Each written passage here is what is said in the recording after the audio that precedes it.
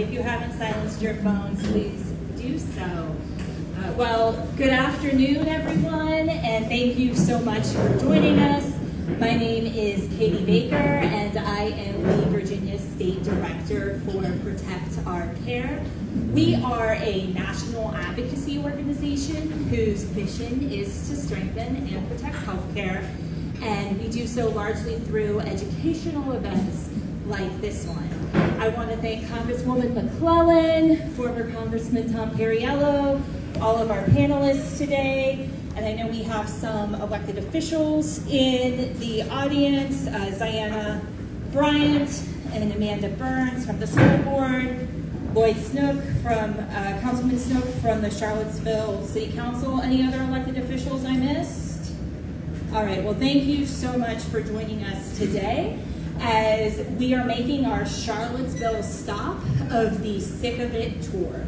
Sick of It is a national months-long effort that Protect Our Care is doing in many states all over the country to sound the alarm on all the Republican healthcare cuts and their impacts on our communities. And our message is simple. We're sick of it.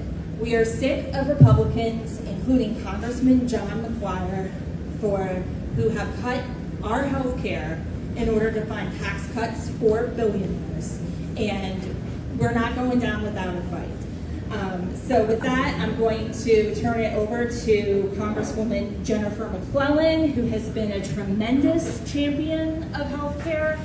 When she was in the state Senate, she actually patroned the legislation that created the Affordable Care Act marketplace in Virginia. And she says yes to everything we ask her to do. So happy to be with her in Charlottesville today. Congresswoman. Thank you. Thank you, Katie.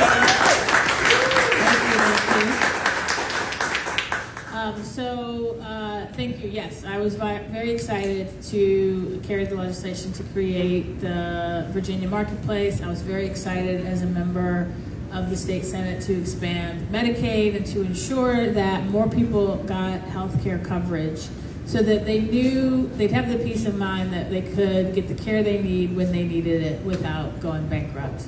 Now, as a member of Congress, I sit on the Energy and Commerce Committee, and last April sat through a 26.5-hour hearing telling stories about how the largest cuts to Medicaid in American history would impact our communities, would impact patients, would impact providers, and especially in rural areas, telling stories similar to those you are going to hear today.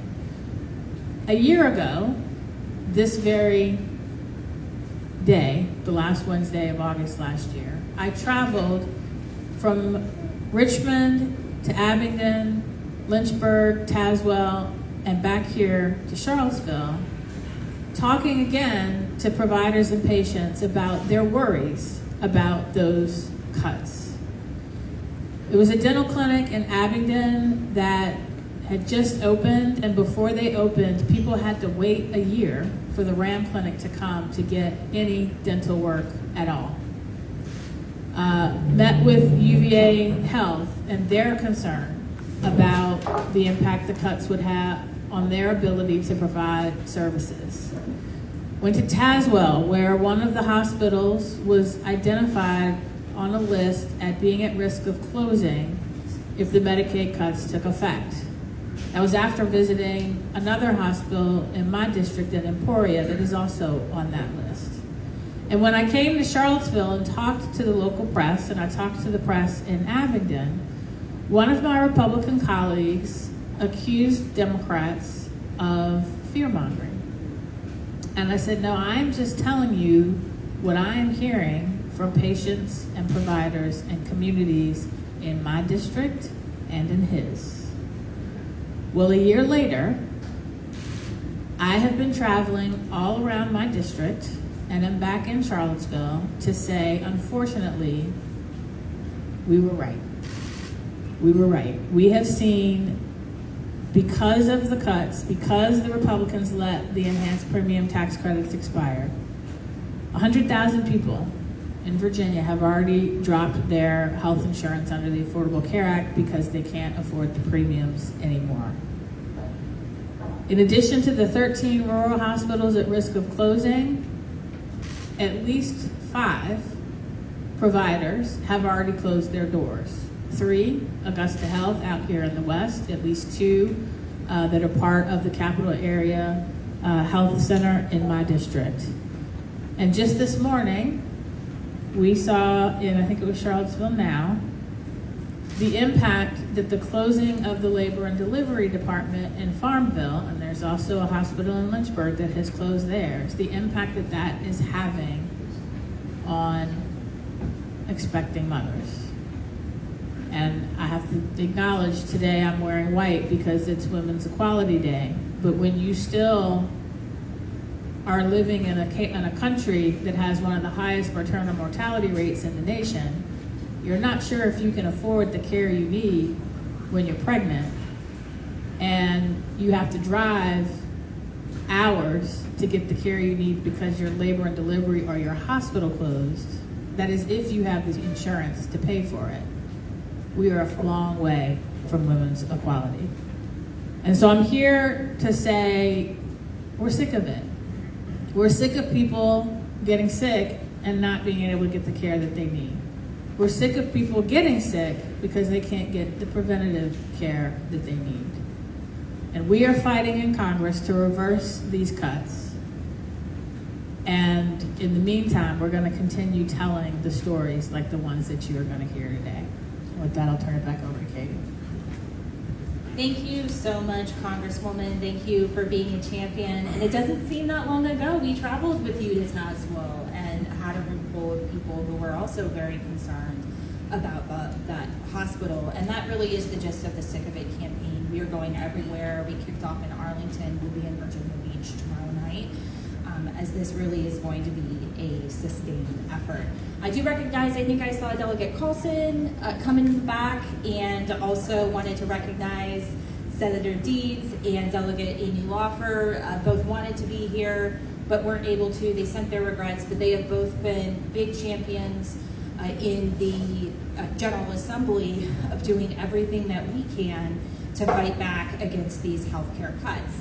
And next, I'm going to pass it over to someone who has also been in the fight with us for a long time, Michael Sizemore of Sarah of Virginia. Michael, I can't believe it was just a year ago when we did that whole tour on the threat to rural hospitals with SEIU and Committee to Protect Healthcare. And you came with us to Charlottesville. We did an event with Senator Deeds, and then we went down to Roanoke. And here we are again, continuing to sound the alarm, but it's my honor to let you speak a little bit to how these Medicaid cuts are going to impact the population that you serve, as well as I believe you have your own rural healthcare story. Michael. Thank you for having me. We also did one in Harrisonburg, so we went all over the place. Yeah. I'm going to pander a bit. I had the blessing of being formally represented by former Congressman Tom Perriello, and Congresswoman Jennifer McClellan is my current Congresswoman. But back to the topic at hand. I work for an organization called Sarah of Virginia, Substance Abuse, Addiction, and Recovery Alliance, because everything in state government has to have an acronym. There are up to 200,000 Virginians, dependent on Medicaid and Medicaid reimbursements and subsidiaries, who are facing and dealing with the disease of substance use disorder. If they even get the slightest cut, they're not going to get the Medicaid assisted treatment, the counseling, any of those kind of things.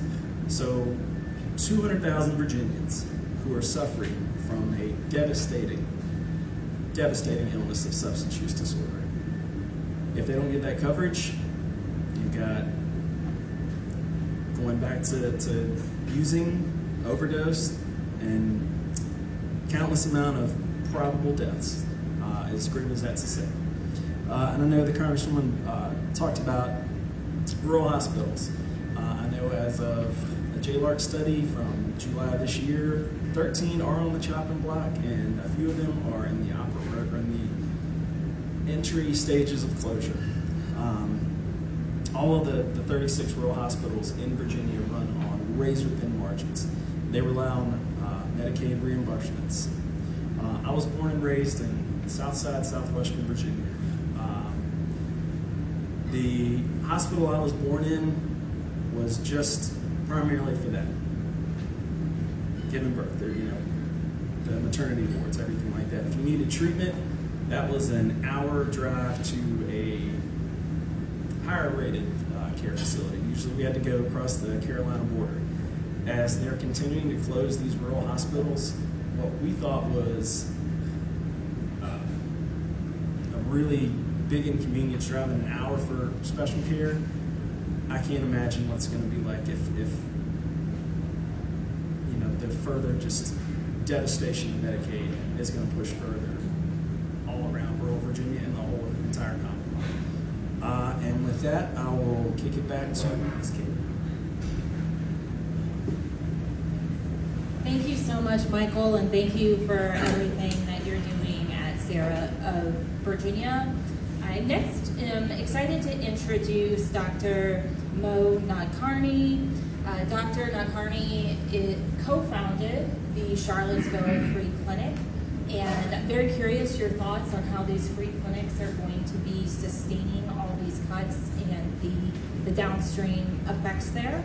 I've really loved working with doctors throughout our campaigns. They are the most tremendous advocates for their patients, and excited to have your voice today. Thanks so much. I'm very happy to be here. I'm wearing white, but I didn't know it was Women's Equality Day. It's because I'm wearing my white coat. So, yes, I've spent the last 35 years in Charlottesville working with underserved patients and rural patients. I started out as an intern. We actually got the Charlottesville Free Clinic going during the sort of Clinton healthcare era when we thought there was going to be nationalized healthcare then. And we thought we'd be in business for 6 months or maybe 2 years at most. And here we are, good 34 years later, still providing care to patients without insurance and who are in desperate need of care.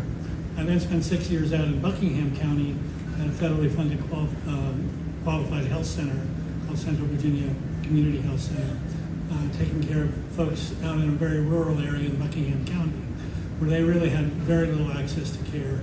And in fact, it was that organization that helped get women's health care into Farmville, Virginia, which is now being pulled away due to the cuts. But it's easy to cite numbers like 100,000 people losing their ACA subsidies, or 3 million people likely to get kicked off Medicaid, or 9 million nationally. But what really matters to me as a physician are the stories of the real patients who are really badly affected by these type of cuts. So I'm going to tell you very quickly about two patients that I have. One is my active patient who's given me permission to discuss this, who is paraplegic and because of that doesn't move well and got lots of bed sores and in fact infections of the bone that need wound care by home health and wound supplies. He has been on Medicaid for quite a while, but he got kicked off and was unable to get his wound care supplies, which led to deepening of the infection, which led to an emergency room visit and then a hospitalization. Thankfully, he got his hospitalization, he got 2 weeks of IV antibiotics at an enormous cost, of course, and has been able to go back home. But if Medicaid goes away, he's likely to lose his home health again. And who knows what will happen. I think I know. We'll see a repeat of the story. The second Medicaid story I would tell is that of a young 21-year-old whose family was on Medicaid. He had asthma, which requires albuterol, which is an inhaled medication for asthma. They lost their Medicaid. He lost his albuterol medication. He had a respiratory arrest on a basketball court and ended up with me taking care of him in the hospital. And actually, it was very difficult to take care of him. I really was taking care of his mother, who had to make the awful decision of withdrawing him from mechanical ventilation because he had become brain dead. And that is in direct consequence of him losing his insurance, the family losing Medicaid. And that really led to one specific death. So imagine what that takes when you multiply that by 8, 9 million people. And we're sort of back to the days where we started the free clinic with 15, 20, 25% of folks lacking insurance. So we really need to address this, and we need to address it now. Thank you very much. Thank you so much, Doctor. And one of the things that we really strive to do at Protect Our Care, and particularly on this Sick of It campaign, is to elevate the voices of the patients and the impacted people. And next, it's really my honor to share a recording from a storyteller who really wanted to be here today and was going to try to zoom in, but she just had spinal surgery last week and was not having a great morning, so she sent us a recording because she really wanted her voice to be heard at this event, and that is Christina Rivera, who is from Charlottesville. Bert, you want to go ahead and start? Hi, I'm Christina Rivera, and I'm the Executive Director of Call to Justice. We're a Virginia-based nonprofit building the capacity of people and organizations who are fighting for justice. What a lot of folks don't know is that many nonprofits like ours rely on the Virginia ACA. We simply don't have enough staff to qualify or afford our own group health insurance policies.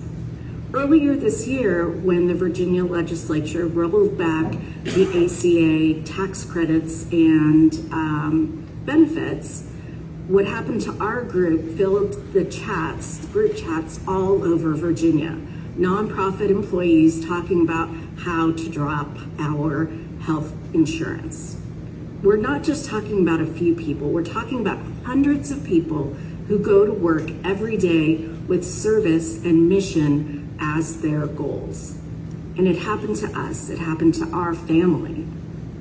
Last year, I paid about $235 a month for health insurance premium through the Virginia marketplace.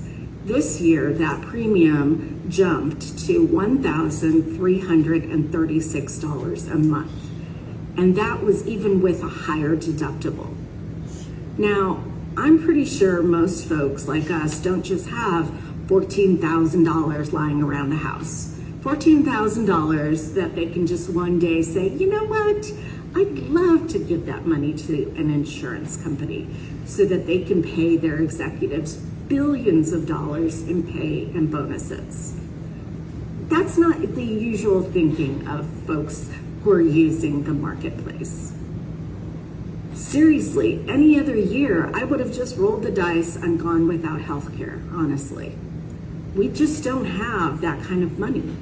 I would have tried to play the healthcare roulette game that so many of you know how to play, where you get all your appointments and testings in November, and then you fill as many 90-day prescriptions at the very end of December to take you, 3 months into the new year when you don't have health care.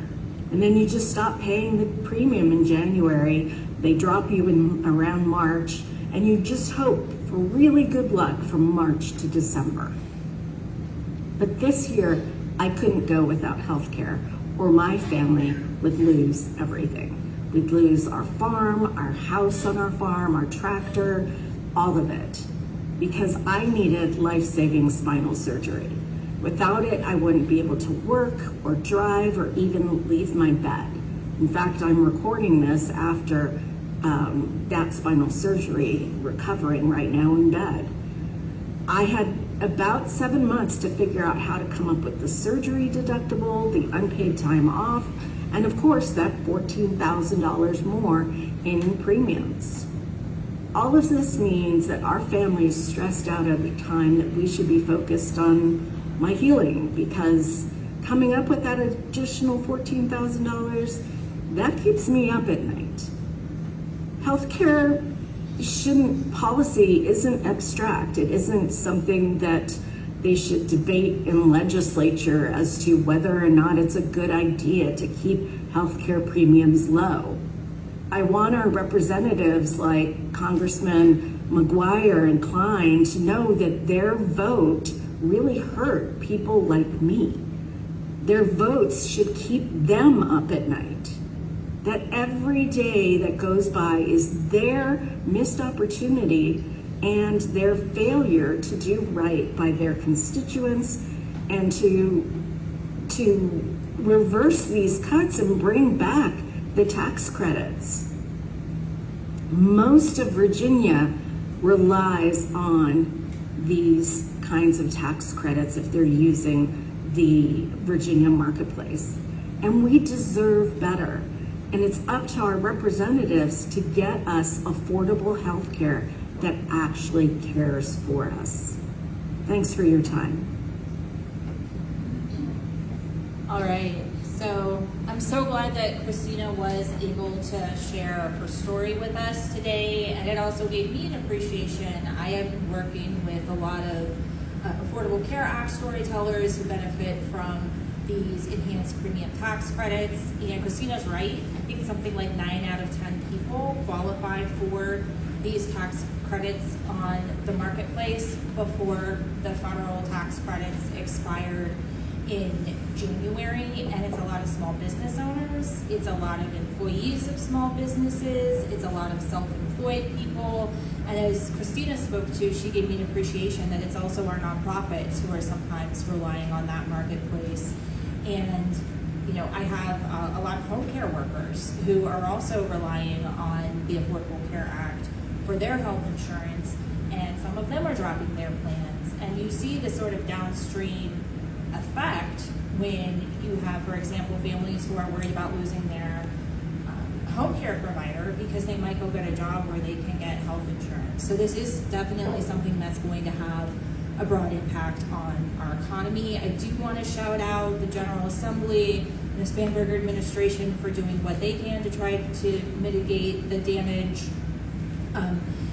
The General Assembly did pass Affordable Care Act premium support program. It will partially backfill those cuts for people making up to 250% of the federal poverty line. But again, it's not going to backfill everything. And with that, it is my honor to introduce another champion of healthcare whose actions certainly speak louder than his words. Former Congressman Tom Perriello made a very courageous vote for the Affordable Care Act that pundits said would cost him his seat, but he followed his conscience and millions of people got health care as a result of that. So, Congressman, I just want to allow you the opportunity to react to anything you've heard on this panel today. Thank you so much. Thank you, Christina, for sharing that story. I just want to be clear that this policy, this bill, was not just cruel, it was incredibly stupid. If the goal was to try to hurt poor people, it was designed in a way that also hurt the middle class, it also hurt small business, and most of all, it hurt rural communities. And it's just a matter of math. These clinics cannot stay open if they do not have enough paying patients. When you have patients who can no longer pay, they cannot keep their doors open. It was entirely predictable. The clinic leaders all told McGuire and told Klein that they would have to close. We saw 3 clinics close already. Labor and Delivery closed in Farmville and South Boston. We have 11 of the 24 counties in this district no longer have a single OBGYN operating. And when you think about the impacts of closing rural clinics, it's not just screwing over rural communities. Where do you think those patients are going? They're coming to Charlottesville and to Lynchburg, where we then have longer wait lines, we have a larger number of uncompensated care, and do you think the insurance companies take the loss? No, they pass it on to the rest of us. This bill has already been a death sentence for rural communities. If they push us over the cliff in January, our rural health system will never come back. I was talking to a woman in Halifax County a few weeks ago whose mom had a cardiac event. They got her to the hospital in South Boston. One of the paramedics afterwards said that if that hospital were closed, as is predicted from the new bill, her mom would have died on the way to Richmond. Your zip code should not be a death sentence in this country, and that's where we are headed. And the tragedy isn't just the lives that are already being impacted. The story I'm hearing most often over the last year is young people saying they've had to make the decision not to start a family because they can't afford it. One of the things I was proud to do in the Affordable Care Act was to demand that prenatal and postnatal care was covered, because it's actually considered a loss leader to the insurance companies, and that they lose money up front, even though it saves everyone money over time. So as often happens with the insurance companies, they will do exactly as little as they are mandated to do. So we made it mandatory. John McGuire and Ben Klein just handed them a perfect excuse to not cover prenatal and postnatal care, which is that if it's in your insurance, but you simply can't access it, what does that mean? As the Congresswoman was saying, if you have to drive an hour and a half to get your prenatal care at $4 a gallon of gas, you're not making that trip. You're either deciding not to have kids, or you're moving 2 hours away from your parents and grandparents, who are your child care system, your support network. So we are seeing not just the death of these rural health clinics, but we are seeing the literal death of these communities if people have to move away or choose not to start families. And the impacts on the rest of us are clear. Christina mentioned it. I'm on the Affordable Care Act for the 4th time since I voted for it. It's great to have it there. But my premiums went up $400 a month this year. That's almost $5,000 out of pocket, in addition to the higher gas and grocery prices from the tariffs and the war. They're literally just taking that money out of our pockets in order to give a tax cut to Elon Musk that he's not even going to notice. So we have a point right now, and I think this is also where McGuire had RFK Jr. to Danville recently, and they said the quiet part out loud when asked what they were going to say about this death of our rural healthcare access. They said, well, we think artificial intelligence will be the answer. What they're saying to our rural communities is, you don't get to talk to a doctor or a nurse. You're going to get your care from a bot that's going to be driven by an algorithm that denies you care until things get catastrophic enough that you can die in the rescue squad on the way to Richmond or Charlottesville. That's their answer for rural health in our communities. And what's so frustrating is that we have done work to fix this at the federal level and the state level under then Senator McClellan's leadership. We know that when more people have coverage, they get more preventative care, and we actually reduce the overall costs of health care, not just for those on Medicaid, but for those in the middle class that are paying premiums on the exchange. So this is a solvable problem, and this crisis, to be clear, is a man-made crisis. And the decision was to deliver this kind of blow to families that are struggling in our communities. And when it comes to public health, we are in this together. When you screw over rural communities, that spills over into our small towns and into our bigger cities, and continues to put more and more pressure on our paramedics, on our emergency rooms, and on the pockets of every family that we know here in Virginia. This is an urgent time. This is the last thing I'll say about before heading back to Katie. Some of the damage has already been done, but we cannot overstate how big this cliff is in January. If this is allowed to hit, if this Congress is allowed to continue to have its way, we will see the shuttering of hospitals and clinics like we have not seen, certainly in my lifetime, and we will not see those clinics come back. We will see families have to leave their communities or simply be abandoned from any care and live in these maternal health deserts. So this is an urgent issue. Some of the damage is done, but far, far more has already been written into this bill if we don't have a chance to reverse it. So thank you all for letting me be part of this today.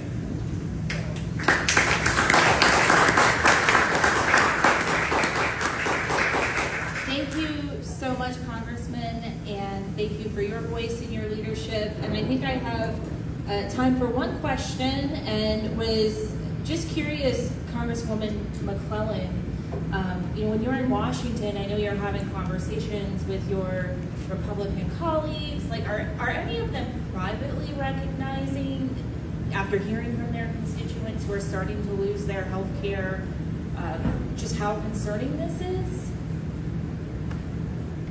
Well, some of them aren't listening to their constituents. They're not having town halls, and I don't know if they're doing roundtables.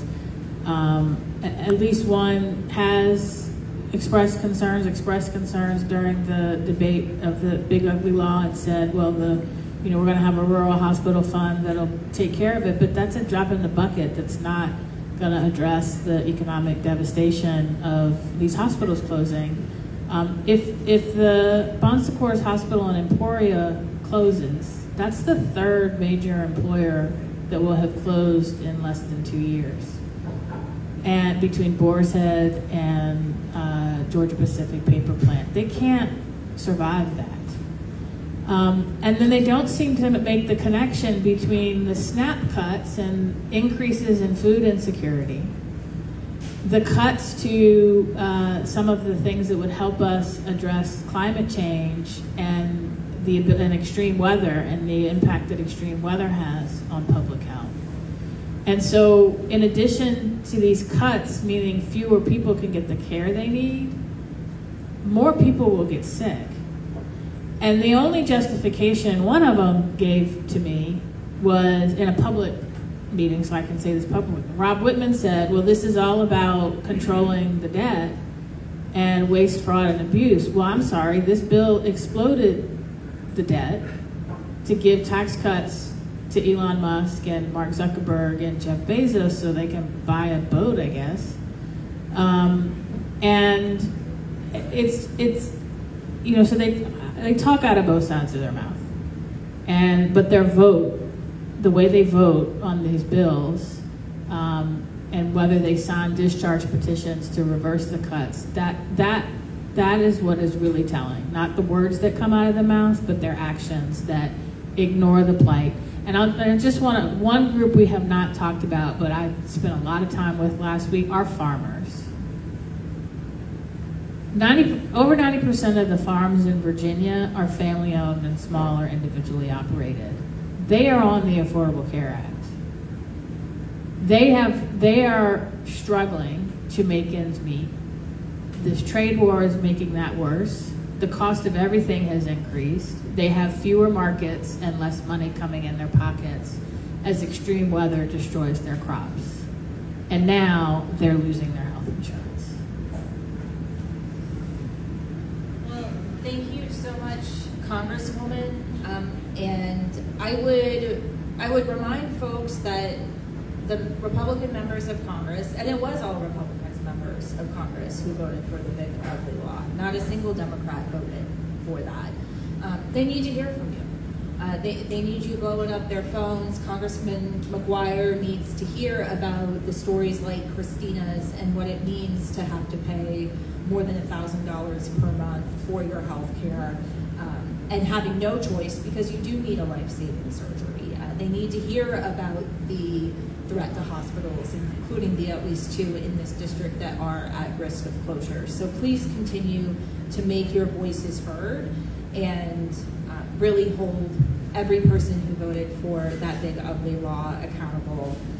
I want to thank Congresswoman McClellan, Congressman Perriello, all of our panelists today, everybody who came out to hear this important discussion. Zocalo for being so easy to work with. Just wonderful place to hold an event. So it's good for me to know moving forward. This is going to be one of my go-tos. And I know a couple of our panelists have a hard out right at 2. So I am going to invite any of the panelists who are willing to talk to reporters to come with me, and reporters, we can arrange some one-on-ones so that you can get that footage. And with that, I want to thank you all for joining us, and that concludes our program.